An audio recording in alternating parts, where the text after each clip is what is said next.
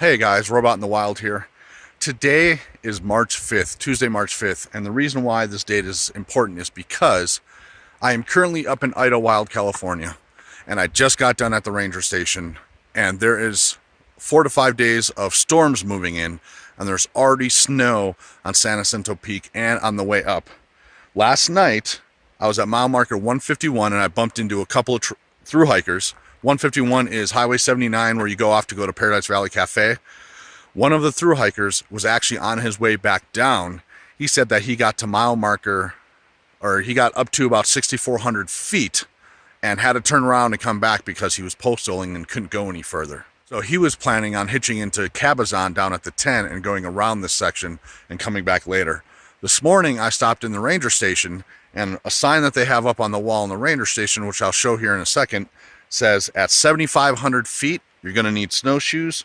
At 8,500 feet, you're going to need micro spikes or crampons, and anything above that, you'll need an ice axe, recommended anyway. And like I said, the hiker from yesterday said at 6,400 feet, he was already post-holing and heading back, and they have 5 more days of snow and rain after today. Today is Tuesday, March 5th. So if you are a through hiker and you're seeing this, keep that in mind. Or if you are supporting a through hiker who may have already started, I know they're on the trail. I was at the terminus last weekend and saw how many people have left. You may want to send this information to them.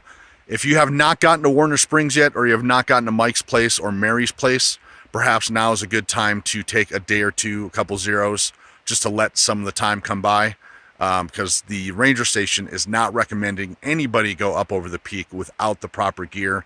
And I don't know many through hikers that actually have snowshoes. Hey guys, so I'm sitting here with Mike Lawrence, who was also on the trail yesterday and has some current trail conditions and weather conditions for you.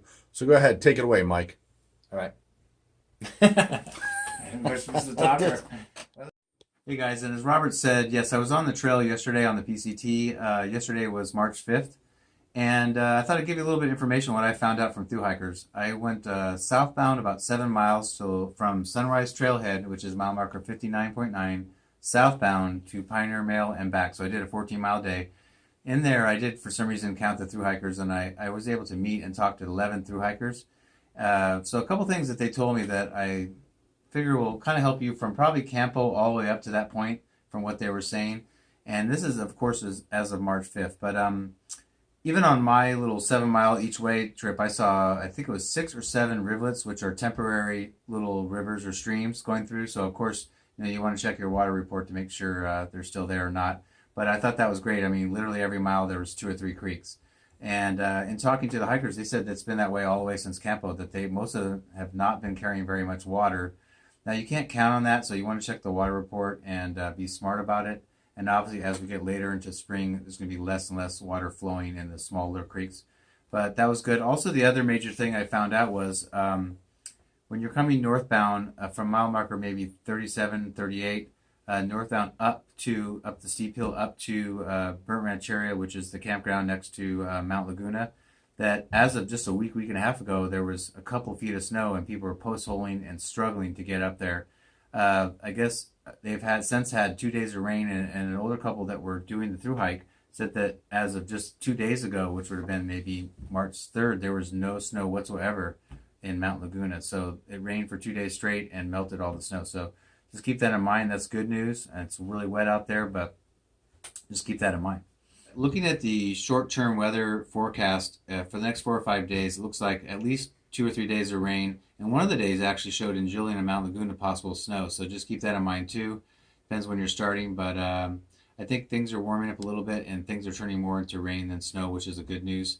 So that'll make passing going through the higher elevations easier.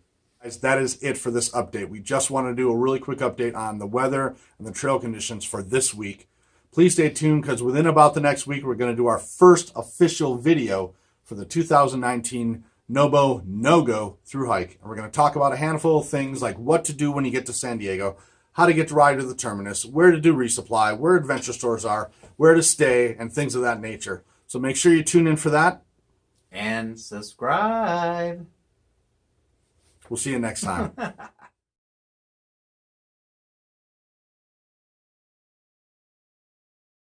We're going to be talking about the things you need to do once you get to San Diego. How to find a ride, where to stay, where to resupply, where to get some food, how to get to the terminus and all that kind of good stuff. So stay tuned. Subscribe. Sorry, I didn't. It'll also all be in the description of our video. So please tune in for that. And subscribe, I think is what he meant to say. yeah. Where the massage parlors are, where the strip clubs are. I hope you brought your charge card with you. I need a pawn shop bad. Pawn shop bad. We heard you can find some really good stuff at Pawn Shop from failed hikers.